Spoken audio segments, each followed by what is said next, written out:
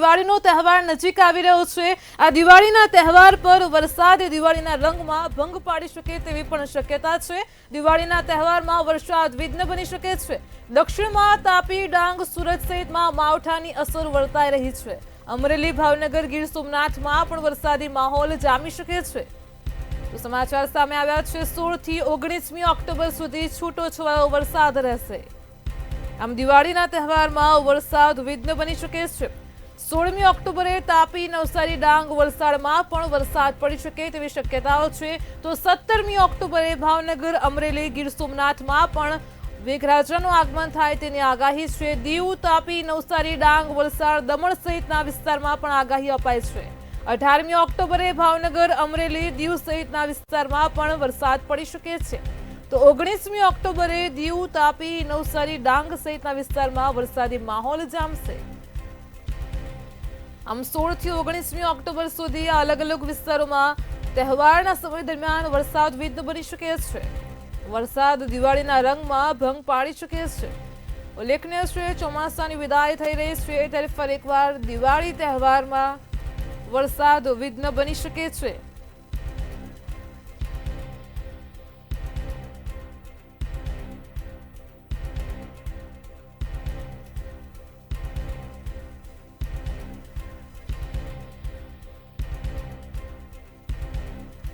રાજ્યમાં વરસાદને લઈને હવામાન વિભાગ દ્વારા આગાહી કરવામાં આવી છે। વરસાદ દિવાળીના રંગમાં ભંગ પાડે તેવી આગાહી કરાઈ છે। તેમજ દક્ષિણમાં તાપી, ડાંગ, સુરત સહિતમાં માવઠાની અસર રહેશે। તો અમરેલી, ભાવનગર, ગીર સોમનાથમાં વરસાદી માહોલ જોવા મળશે। 16 થી 19મી ઓક્ટોબર સુધી છૂટોછવાયો વરસાદ વરસે તેવી ભીતિ સેવાઈ રહી છે।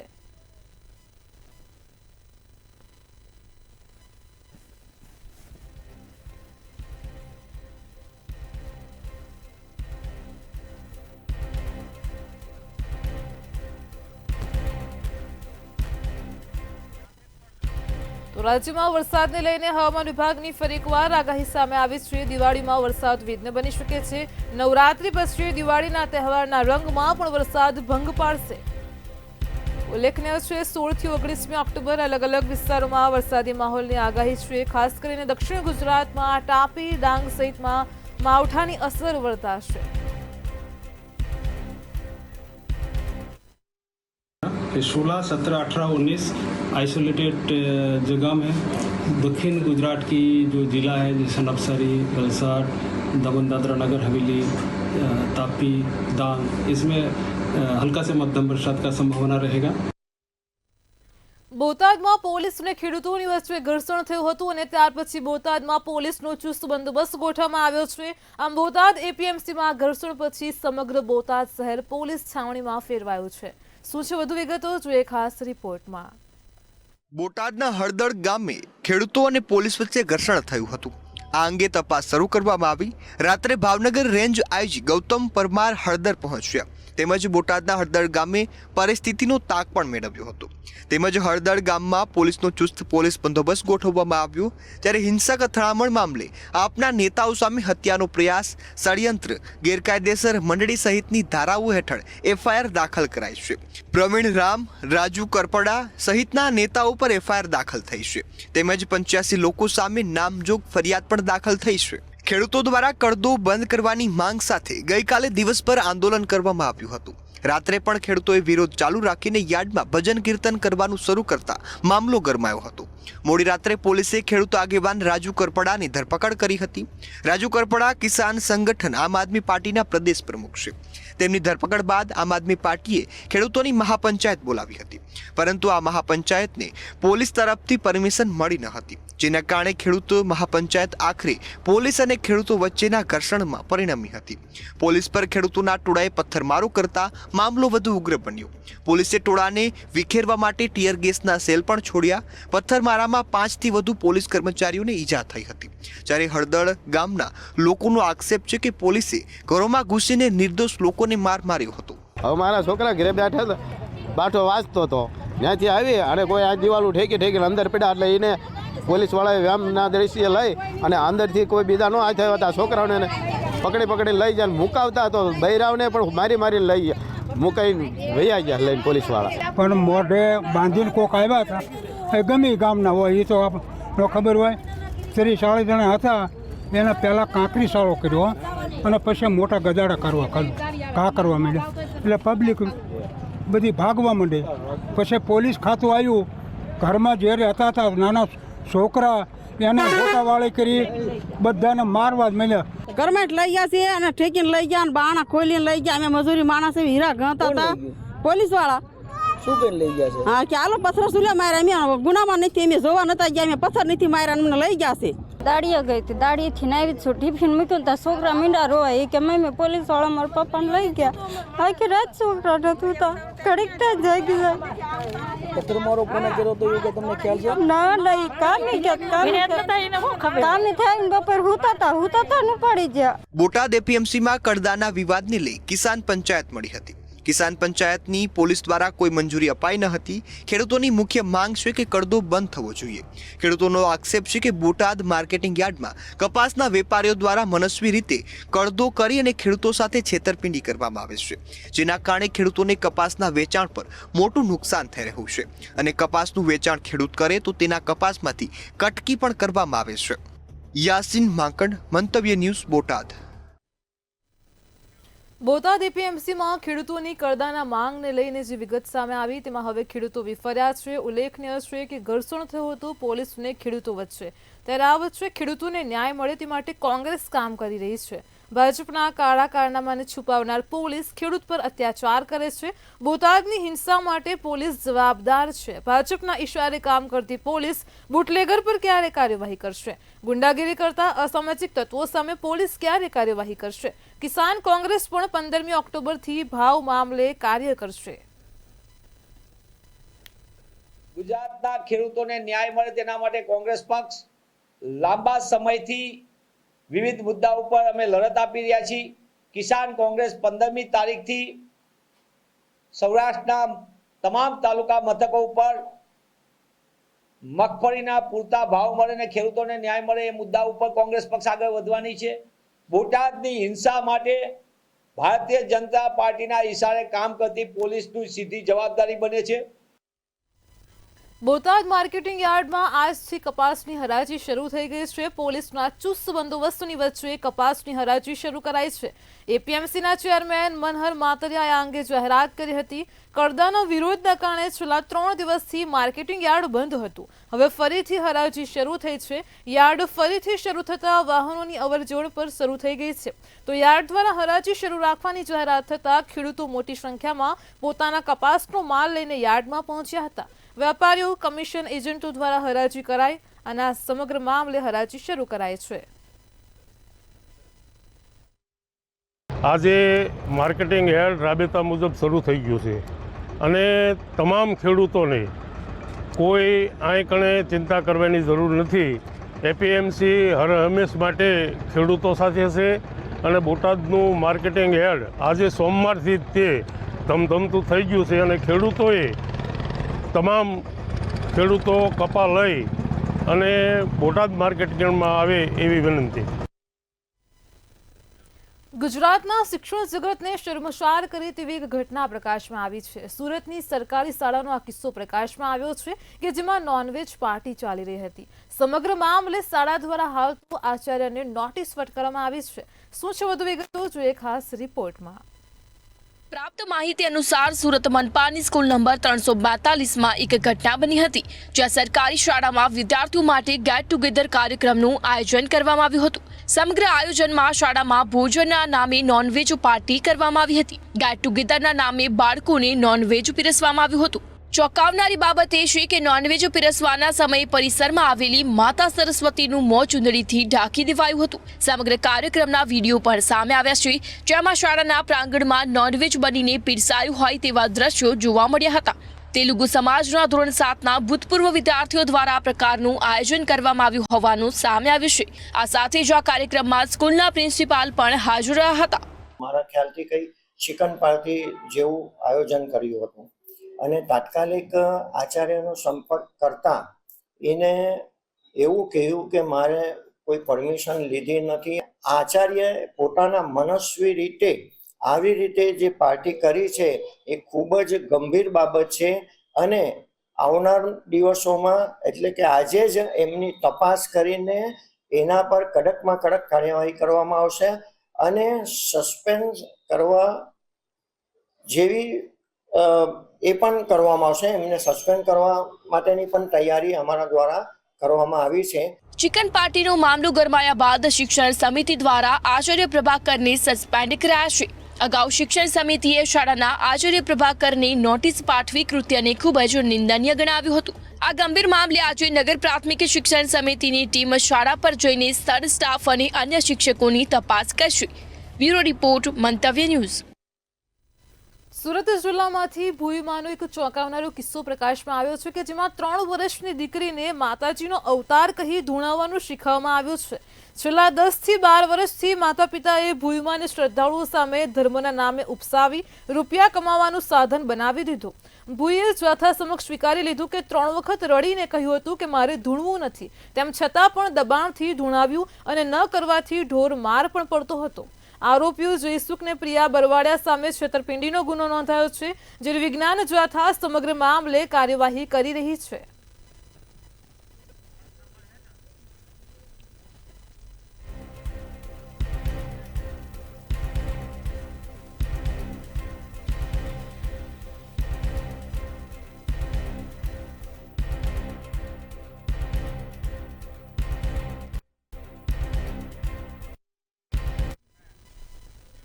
અત્યારે ગુજરાત સહિત સમગ્ર દેશભરમાંથી જે પ્રકારની ઘટનાઓ સામે આવતી હોય છે તેને લઈને સવાલ ઊભો થતો હોય છે કે ખરેખર આપણો સમાજ કઈ દિશામાં ચાલી રહ્યો છે. અત્યારે કચ્છના ભુજથી જ એવો જ એક ચોંકાવનારો બનાવ પ્રકાશમાં આવ્યો છે. તો આ શું છે સમગ્ર મામલો, જોઈએ ખાસ રિપોર્ટમાં. કચ્છના ભુજમાં ચોંકાવનારો બનાવ બન્યો છે. ભુજના સામત્રા ગામે 60 વર્ષના વૃદ્ધની તેની પત્નીએ જીવતા સળગાવ્યા હતા. 1.5 વર્ષ અગાઉ મહિલા સાથે વૃદ્ધે બીજા લગ્ન કર્યા હતા. પતિએ રૂપિયા ન આપતા પત્નીએ કેરોસીન છાંટી પોતાના જ પતિને જીવતો સળગાવી દીધો. દાઝી ગયેલા વૃદ્ધ ધનજી કેરાયનું સારવાર દરમિયાન મોત નીપજ્યું છે. પ્રાપ્ત માહિતી અનુસાર 60 વર્ષીય ધનજી કેરાયના પાલી પત્નીનું 4 વર્ષ પહેલા નિધન થયું હતું. 1.5 વર્ષ અગાઉ તેમણે 40 વર્ષીય કૈલાસ ચૌહાણ સાથે બીજા લગ્ન કર્યા હતા. તો બીજી તરફ કૈલાશ ચૌહાણને પ્રથમ પતિ સાથે લગ્ન જીવન દરમિયાન તેને સંતાન પ્રાપ્તિ નહીં થઈ હોવાથી તેની સાથે લગ્ન જીવન તોડી નાખ્યા હતા. જે બાદ મેરેજ બ્યુરો મારફતે સામત્રાના વૃદ્ધ સાથે પરિચય થયો હતો અને લગ્ન કર્યા હતા. બીજી પત્ની કૈલાશે ધીરે ધીરે પતિ પાસેથી વિવિધ વસ્તુઓના નામે રૂપિયા અને સોનું પડાવવાની શરૂઆત કરી હતી. શનિવારે સાંજના સમયે બંને વચ્ચે રૂપિયા મુદ્દે તકરાર થઈ હતી. પતિએ રૂપિયા આપવાની ના પાડતા આરોપી પત્નીએ તેમનો હાથ પકડી ઘરના આંગણામાં આવેલી ગેરેજમાં લઈ ગઈ હતી. તેના બાદ પત્નીએ પતિ પર કેરોસીન છાંટીને આગ ચાપી હતી. અત્રેના માનકુવા પોલીસ સ્ટેશનમાં એક પત્ની દ્વારા પોતાના પતિને જીવતો સળગાવી દેવાની એક ઘટના આવેલી છે અને એ બાબતે મર્ડરનો ગુનો દાખલ કરીને માનકુવા પોલીસ સ્ટેશન દ્વારા એની તપાસ હાથ ધરવામાં આવી છે. આ કામે જે મરણ જનાર છે ધનજીભાઈ કેરાઈ, જે સામત્રા ગામના વતની છે અને તેમની પત્ની કૈલાસબેન દ્વારા તેમને જીવતા સળગાવી દેવામાં આવેલા છે. આ બંનેનું બીજું લગ્ન હતું. ધનજીભાઈનું પણ બીજું લગ્ન હતું અને કૈલાસબેનનું પણ બીજું લગ્ન હતું. ત્યારે દાઝી ગયેલા વૃદ્ધ ધનજી કેરાયનું સારવાર દરમિયાન મોત થયું છે. વૃદ્ધના મૃતદેહને પીએમ માટે ખસેડવામાં આવ્યો છે, જ્યારે માનકુવા પોલીસે તપાસનો ધમધમાટ શરૂ કર્યો છે. જ્યારે આ સમગ્ર કેસમાં શું હકીકત બહાર આવે છે તે હવે જોવાનું રહ્યું. રોહિત પટિયાર, મંતવ્ય news, Kutch.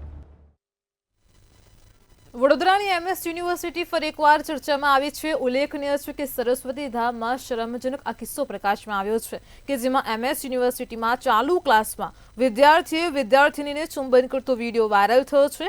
Viral video arts ફેકલ્ટીનો હોવાનું અનુમાન લગાવવામાં આવી રહ્યું છે. નવરાત્રી પછી ફરીથી એકવાર અશ્લીલ હરકત કરતો આ વિડીયો વાયરલ થતા સંસ્કારી નગરી ફરી એકવાર ચર્ચામાં આવી છે. મંતવ્ય ન્યૂઝ આ વિડીયોની પુષ્ટિ કરતું નથી.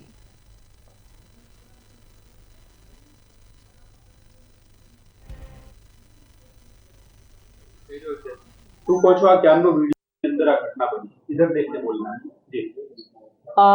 नमस्कार, मैं professor Kalpana Gavli, dean faculty of arts, और अभी मुझे पता चला कि क्लासरूम के दौरान का एक वीडियो और अभी बैकलॉग की एक एग्ज़ाम चल रही है फैकल्टी में, और उसके अंतर्गत एक लड़का और लड़की की जो कुछ हरकतें आई है वो बिल्कुल ही शिक्षा के क्षेत्र में या विद्या के मंदिर में सराहनीय नहीं है, और ये बिल्कुल मैं यहाँ पे इसको अलाउ नहीं करूँगी, और अगर उसकी पुष्टि मिलने पर तुरंत ही उसके ऊपर कार्यवाही करूँगी।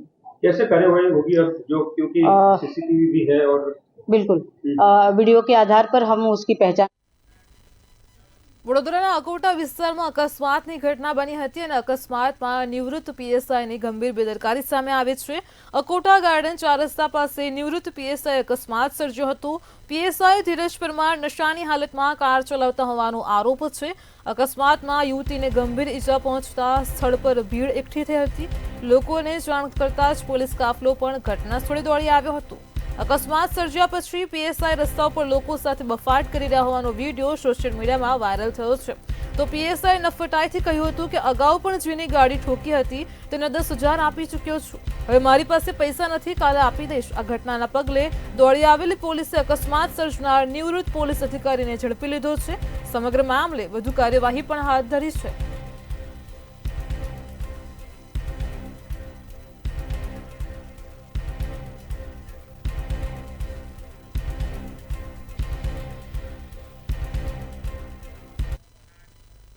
નર્મદા જિલ્લાના નિગટ ગામમાં વિકાસ સપ્તાહ અંતર્ગત એક કાર્યક્રમનું આયોજન કરવામાં આવ્યું હતું અને વિકાસ સપ્તાહના કાર્યક્રમમાં મનસુખ વસાવાએ અધિકારીઓનો ઉધડો લીધો હતો।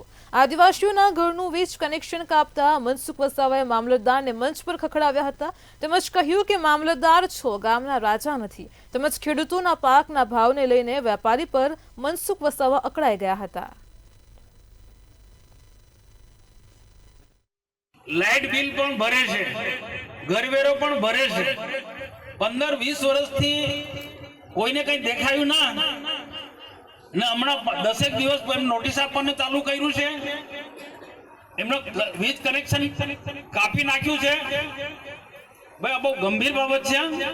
પછી અધિકારીઓ એમ ના કે મનસુખ એમને તતડાવે છે। જે બી હોય તો અમારો સંપર્ક કરો ભાઈ મામલતદાર સાહેબ, આ બધું નહીં ચાલે।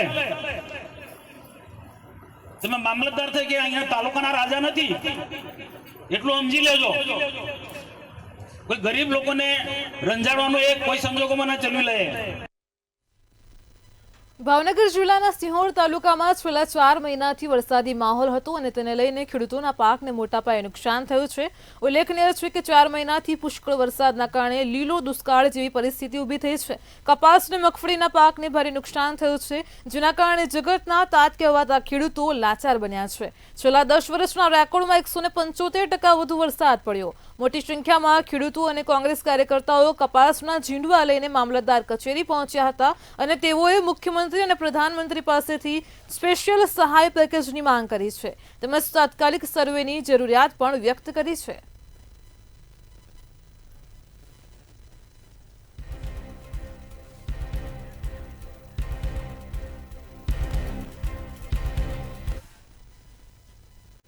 પાટણ જિલ્લામાં ખેડૂતોને યુરિયા ખાતરની અછત વર્તાઈ રહી છે। પાકની વાવણી થઈ ગઈ છે ત્યાર પછી પણ ખેડૂતોને પૂરતા પ્રમાણમાં યુરિયા ખાતર નથી મળી રહ્યું અને તેને લઈને ખેડૂતોમાં ભારે આક્રોશ છે।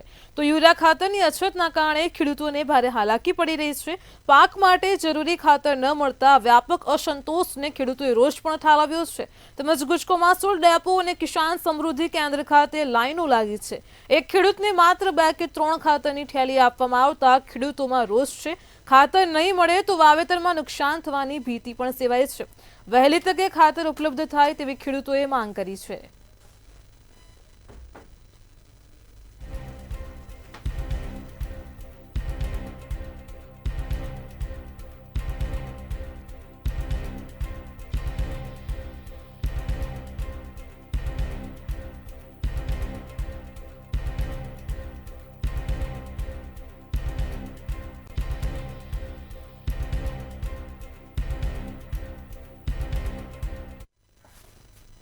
અમદાવાદના વાડજ વિસ્તારમાં ડિમોલિશન માટે હવે ફાઇનલ નોટિસ ફટકારવામાં આવી છે. ઉલ્લેખનીય છે, દિવાળીના તહેવાર પહેલા જ ઘરો પર બુલડોઝરની કાર્યવાહીથી લોકોમાં ડરનો માહોલ જોવા મળી રહ્યો છે. તો સ્થાનિકોએ કલેક્ટર કચેરી ખાતે નવી ટીપીમાં બનતા રોડ અંગે રજૂઆત કરી. કલેક્ટરે પણ રોડની કામગીરી અંગે તપાસ કરવા માટે સૂચના આપી છે. આપણી રજૂઆત એ જ છે કે ગરીબ માણસો રહે, કડિયા કામ, પ્લમ્બર કામ, કલર કામવાળા, તો એમને અત્યારે દિવાળીના માહોલમાં કામ કરવાનું અને એની સિઝન ચાલે છે, તો આ દબાણ દિવાળી પછી જે થાય એવી અમારી રજૂઆત છે. હા, નોટિસ આપેલી છે, પણ એ ફેબ્રુઆરી મહિનામાં આપેલી છે. હા, અચાનક આ દિવાળીના ટાઈમમાં જ નોટિસ આપી દીધી અને કહેવામાં આવે છે કે ભાઈ હવે તમારું દબાણ અત્યારે પાડીશું 14 તારીખે. તકલીફ તો અમને બહુ બધી ગરીબ લોકોને પડે છે કે મકાનો અત્યારે 50 જણાના મકાનો કટિંગમાં આવે છે. તો સરકારને અમારી એટલી માંગ છે કે દિવાળી પછી અમને થોડી એટલી સહાય આપો, એટલી અમારી માંગ છે. તહેવાર બગડી શકે, અમે મજૂરી માણસ છીએ, બધા વર્કર ઓલા લોકો છે કડિયા કામવાળા, તો થોડી એટલી સહાય આપો અમને, એટલી અમારી સરકાર સામે અમે રજૂઆત કરીએ છીએ. આ વિશે સાહેબ અમે વારંવાર રજૂઆત કરી છે, તો પણ કોઈ પણ કોર્પોરેશનના સત્તાધિકારી, અમે પોતે મ્યુનિસિપલ કમિશનર સાહેબ સુધી અમે રજૂઆત કરી મળ્યા છીએ. હવે વધુમાં આપ સાહેબ શ્રીને જણાવવાનું કે મુખ્યમંત્રી શ્રીના કાર્યાલયમાં સ્વાગત પોર્ટલ ઉપર મેં પોતે ઓનલાઈન અરજી દાખલ કરી છે કે સાહેબ જે કટિંગ કરે છે એ લોકોને વૈકલ્પિક વ્યવસ્થા આપો. તો એમાં પણ કોર્પોરેશનના અધિકારીઓ સીએમ સાહેબ સુધી એવું દર્શાવે છે કે આ લોકોને પહેલાં ઓલરેડી વૈકલ્પિક વ્યવસ્થા ફાળવી દેવામાં આવી છે. હકીકતે કોઈ પણ વ્યક્તિને વૈકલ્પિક વ્યવસ્થા ફાળવી નથી, જેનું અમે કલેક્ટર સાહેબ શ્રી અમદાવાદ શહેર, મ્યુનિસિપલ કમિશનર સાહેબ શ્રીને અમે રૂબરૂ લેખિત આપેલું છે. નડિયાદ કોર્ટે સગી દીકરી સાથે શારીરિક અડપલા કરનાર પિતાને 5 વર્ષની સજા ફટકારી છે. તો 26મી માર્ચ 2024ના રોજ બનેલ ઘટનાનો કેસ નડિયાદ કોર્ટમાં ચાલી જતા 2 જ વર્ષમાં નિર્ણય આવ્યો છે. આરોપીએ સગીર વયની દીકરીને રાત્રિના સમયે છેડછાડ કરી હતી. સમગ્ર મામલે સગી માતાએ નડિયાદ ટાઉન પોલીસ સ્ટેશનમાં ફરિયાદ નોંધાવી હતી.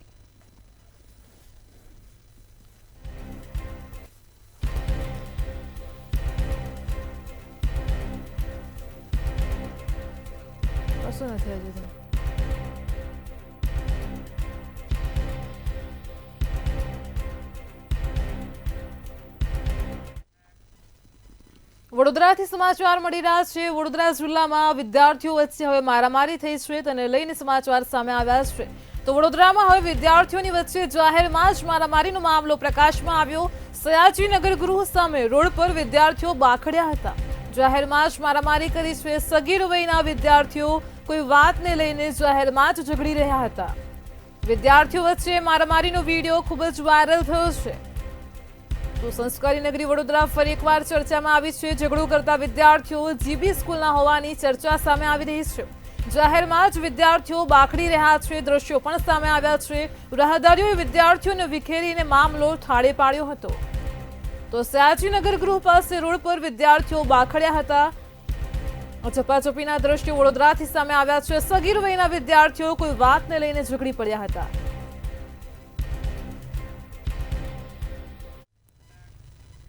ગુજરાત 8 7 માં હાલ આટલું જ. પડે પડની અપડેટ મેળવતા રહો માત્ર મંતવ્ય ન્યૂઝ પર. નમસ્કાર.